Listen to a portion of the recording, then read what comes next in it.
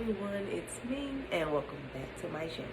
So today I am coming with a quick video. I'm going to try to make this quick on how you can go about starting the process for cosmetic surgery. So I am going to be doing the same thing I did in my weight loss video. I did ask for people that had questions to ask me questions on my Instagram, and they did. So I do have a list of questions that I'm going to answer to help you get started and to give you insight on how I got started as well. So if you'd like to see the details on my journey to cosmetic surgery, stay tuned.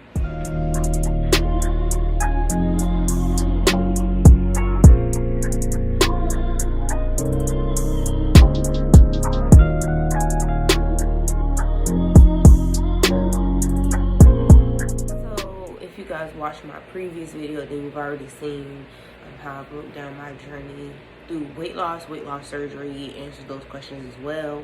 So for this next step in my journey, I'm going to be going through cosmetic surgery. So now that I've lost the excess amount of weight, I have excess skin left over, or loose skin, which is very common when you lose weight rapidly, or if you just have a really large amount of weight to lose. Your skin is just stretched out from carrying all that weight for those years, and so after you lose the weight, the skin is not going to fully retract. There's literally no exercising or anything like that you can naturally do to get that skin to retract. It's done, it's stretched out. So the next step is going to be having cosmetic surgery. So that is what I'm doing next. I am going to be getting an extended tummy tuck to remove all the excess skin hanging around my abdomen area, and then also I'll be getting a breast lift, which also is because of my weight loss. I did have almost triple D's before,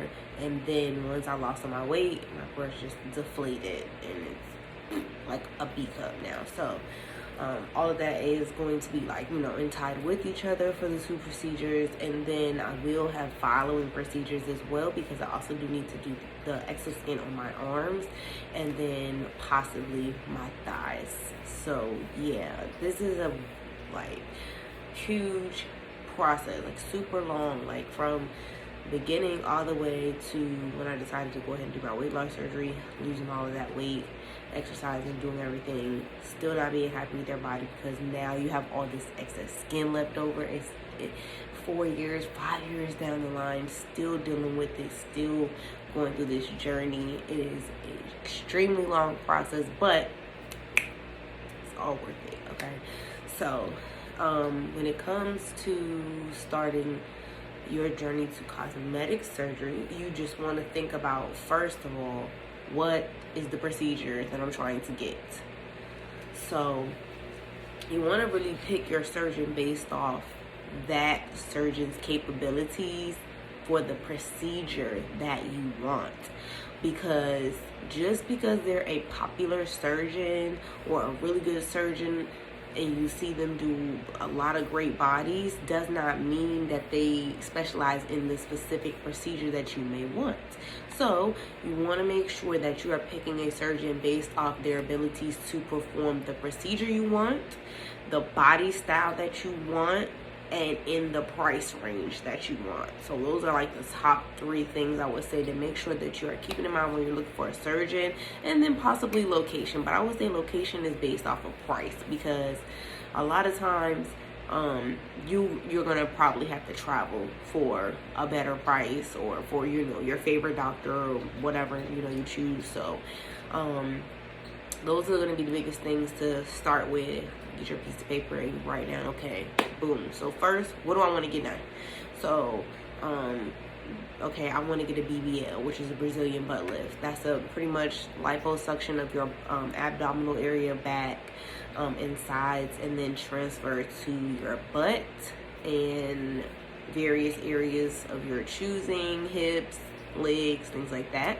So then you would want to pick a surgeon that does a lot of those, of course, and then also that performs the body style, the bodies that he's working on or she's working on, they're the style that you're looking for.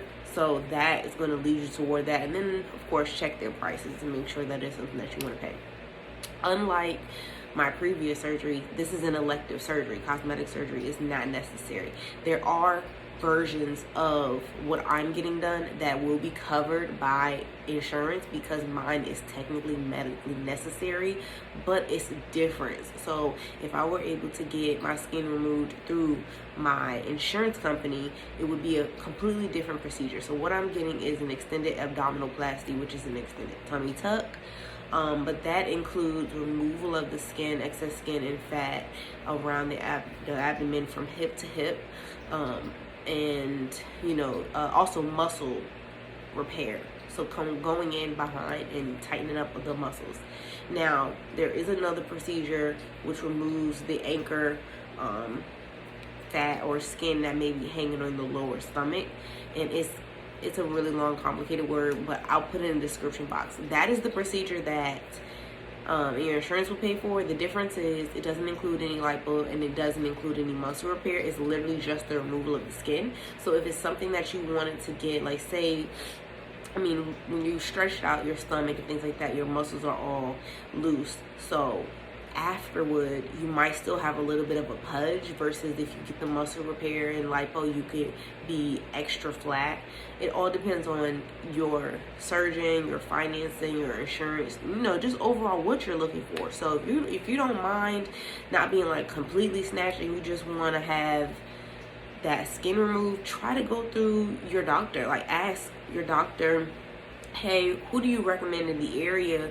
Or ask the insurance company first, do y'all cover this procedure? I have excess skin that I need to get removed. Is that covered in my insurance plan? Go those ways first to see what your options are going to be, and then start to narrow it down. So then if you decide, okay, no, I don't want that type of procedure, I want to get the full-blown, tummy tuck, I want lipo, I want everything like that, then you want to start looking into surgeons that are in your financing price range, because you're going to be the one coming out of pocket for it.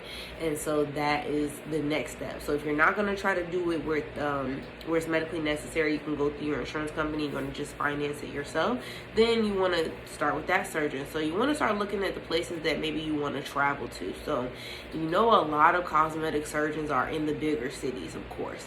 So you want to look at, if you don't know any surgeons off the top of your head, or if you didn't already have a list, you want to start looking at the ones in the city. And usually the city that you want to go to are, in the bigger cities. Usually when you start looking at one surgeon, you know how Instagram, Facebook is, they're just going to feed that other information to you. So it'll just all be down your timeline. And then that's how you can do your research from there. Just checking out the surgeon, look at their body of work, and then branch off into some of these Facebook groups, which are a lifesaver, versus Instagram, where all you get to see is pictures. Facebook is, you get to speak to the dolls, as we call ourselves in the community, who already went to that doctor, or who've known somebody, like real life experiences. You get to see before and after pictures, a lot more details on people's full experience, which is something that we didn't have in the past, but it's getting very popular now, and it's been a very, very useful resource for me and my best friend as we are going through this journey. So definitely do your research, more than just Instagram. Look online, look up your doctor, look up their board certification documents, look up if they've had infections, if they've had deaths, all of that is available to you. You need to thoroughly do research on that doctor from the beginning to the end to make sure that you are picking the right decision, not only for the body that you want, but for your health and for your safety, because it is a medical procedure. It is a major thing. Any type of surgery is a major surgery, so you're taking a risk. Either way you go, you want to make sure that you are at least checking off the list, that you're making sure you're taking every precaution to keep yourself safe, and also to get the best bang for your buck, because you don't want to waste your money by going to a surgeon who's not going to give you the body that you want. Just because you hear a lot of these popular surgeons doesn't mean that that surgeon is going to be able to give you the body you want, based off your body type, based off the wants you have. Some of those things are not going to be realistic. So also you want to always go into this with a very realistic idea of what is possible.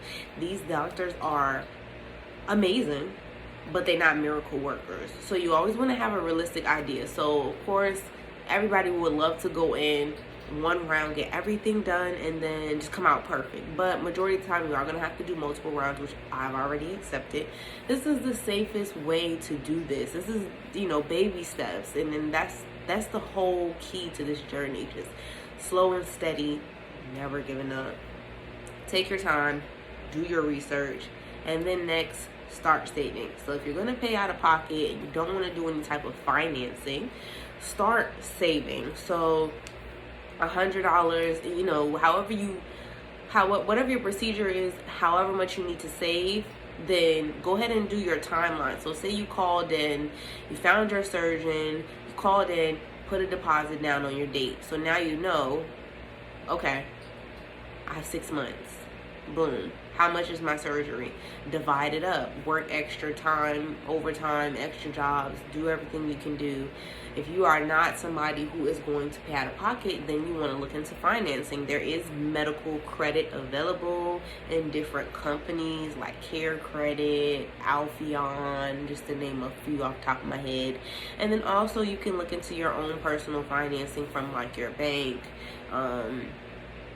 loans, whatever, you know. So those are the different ways. And then with the financing, then you'll be able to go ahead and do monthly payments. So it makes everything a lot more reasonable and a lot more reachable when you don't have to worry about coming out of pocket thousands of dollars, especially if you're trying to plan this in the middle of a pandemic. Yeah, so save or look into financing so that way you can give yourself time to spread that out and still be able to accomplish the goal of getting your body done or whatever you want to do for your medical procedures, because medical credit is for medical procedures in general. So if it's something else that you want to use as medical, you'll have that credit there to reuse it. So it's still a really good option as far as financing, because it's not just limited to like that one procedure. So those are some of the ways to look into as far as your financing goes.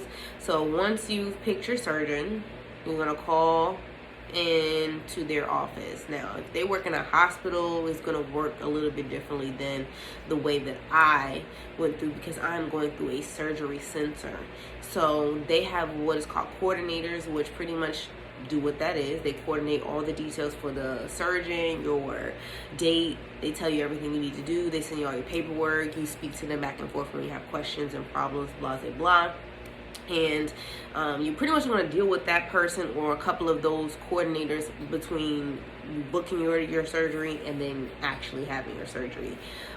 They pretty much will be reaching out to you, any documents they need or whatever, any questions that you have about what you need to bring and supplies and all of that, you can ask them. And then also, if you do want to see the doctor in person before your surgery, you can pay usually in most surgery centers to do an in-person consultation if that is your choosing. So yeah, pretty much that's how it works when you do a surgery center, which are a lot popular, very popular, I should say, like Miami, and Texas and Cali, things like that. Now, there are hospital surgeons. Of course, those are usually a little more expensive. And that all depends on, again, the body type that you're looking for, the procedure that you want to get. There are surgeons who only perform certain procedures. So even though they are popular, they may not offer the procedure that you need or want.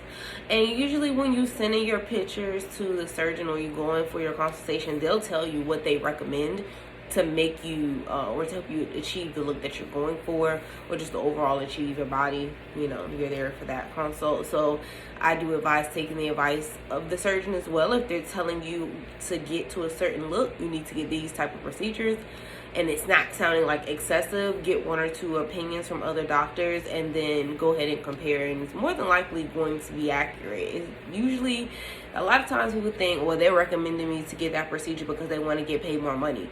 No, they looked at the picture that you wanted, and they're telling you based off experience and what they can do, that in order for you to get as close as possible to that look, these are the steps you need to take. And yes, it's going to cost more money, which just means that your foundation is not anywhere near where you need to be, and that's okay.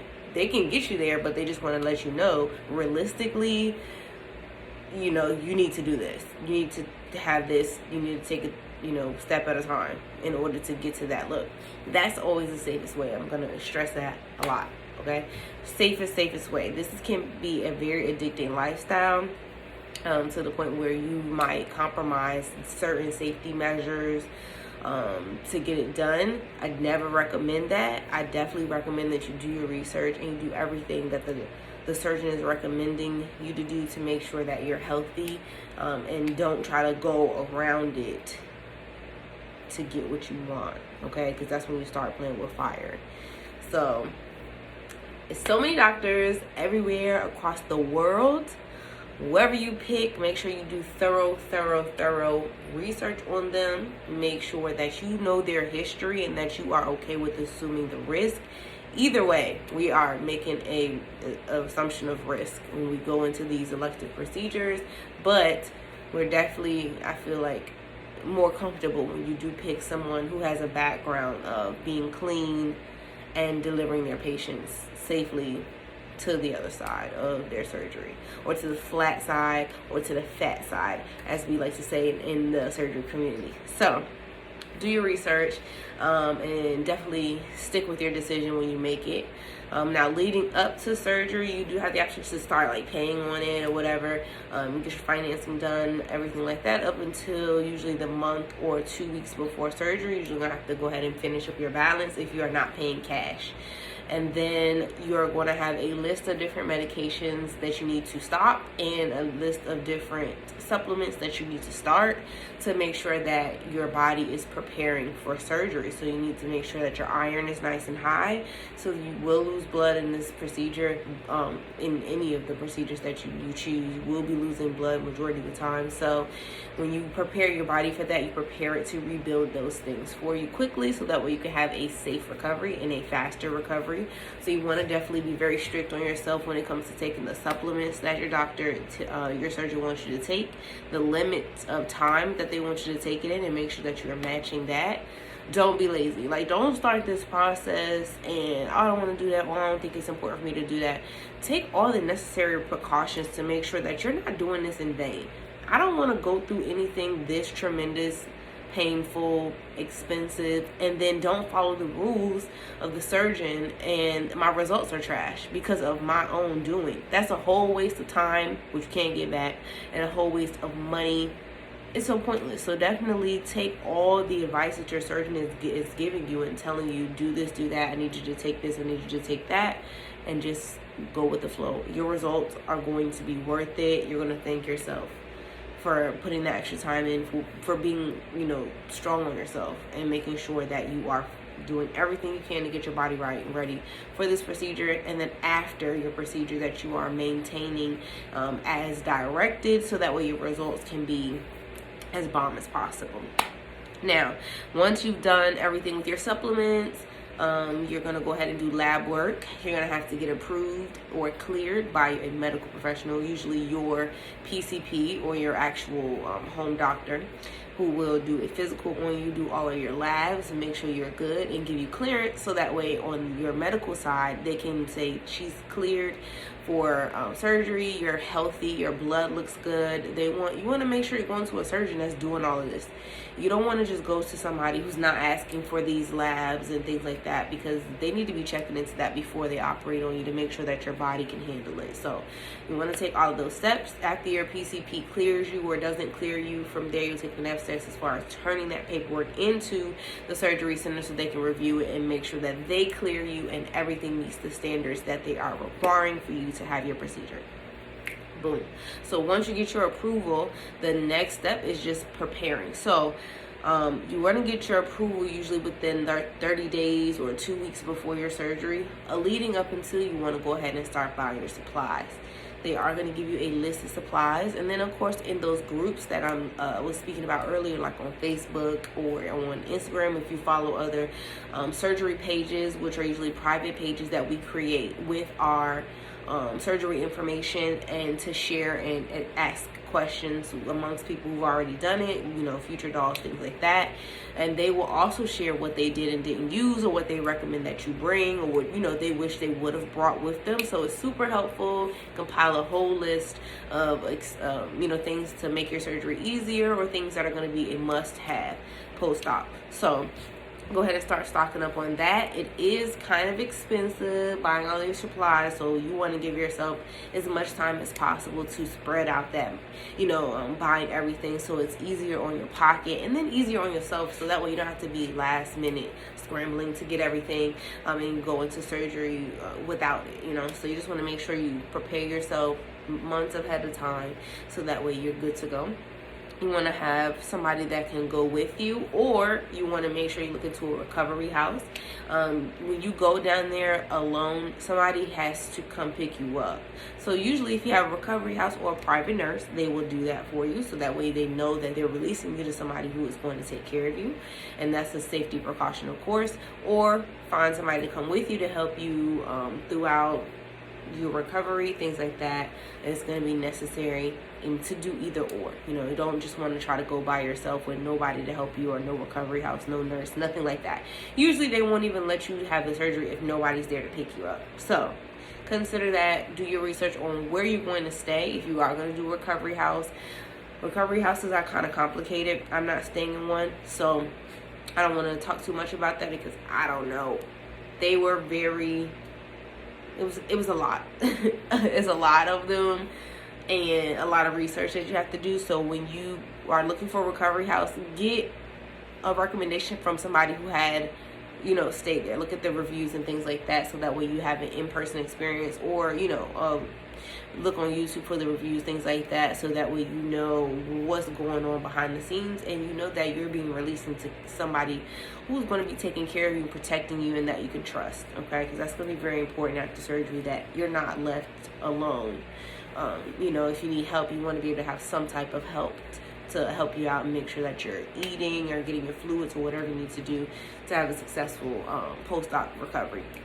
So look into that, and if not, then look into hotels or Airbnbs, so that way you know where you'll be able to stay. Make sure that the accommodations are meeting your needs, and usually you want to plan to stay wherever you're going to be at least 5 days post-op, sometimes 7 days post-op, because if you have to fly, it can be very uncomfortable, and also it can be dangerous flying right after surgery. So you want to give yourself time to heal in the location that you're having your surgery.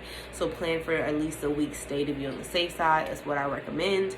Make sure you have all of your documentation, as far as your clearances and your doctor and things like that, in case you need copies, all the little things, last minute, and then you'll be pretty much ready to go. I mean, after that, after you pay, you're good to go. Now, sometimes there are going to be weight requirements. Not even sometimes. There's always a weight requirement. I can't even say that, because there are some doctors that do high BMIs or no limit BMIs, but typically the surgeon you choose is going to have a BMI limit. So you want to see what that is. You want to see what your BMI is to make sure that you're under that limit, so that way they will operate on you. If you need to lose weight before surgery, you can use some of the tips that I mentioned in my other video. And I do see a lot of dolls using those drugs that I mentioned that are doctor prescribed, which is the Phentermine and Apedix, to help them lose weight if they need to lose weight or get under the BMI for before surgery to prepare. So you just want to think about all these different pieces. This is just to be getting started and getting approved for the surgery. And then my surgery is tomorrow, so I am going to be doing more live blogs to give you updates on how I'm doing and everything like that. Fingers crossed everything goes without a hitch. But if you have any more questions as far as getting started, getting approved, and what you would need when it comes to your cosmetic surgery, definitely leave them in the comments or inbox me. If it's something that you don't want people to really know that you're looking into, just inbox it to me, because this is a very personal thing. Even for me, it's hard to share these details because I know I'm opening myself up for judgment.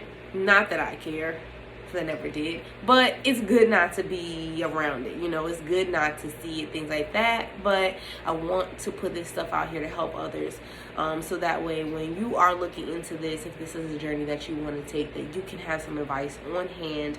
And as I think of more things, even post-op, I'm gonna upload them, just try to help as many people as possible, because this is information that I was looking for, and I did do my own research, and I continue to do my research, but I don't mind sharing and answering questions for others who are in the same situation as me. So, as always, I hope this was a very helpful, informational video for you guys. While you are here, subscribe to my channel so that way you can never miss an upload. Click the bell so that we can sign up for notifications. And also, go ahead and check out some of my nail videos, because, of course, that is my first love. And that is the reason that I hope brought you all to my channel. And I will see you guys in the next video.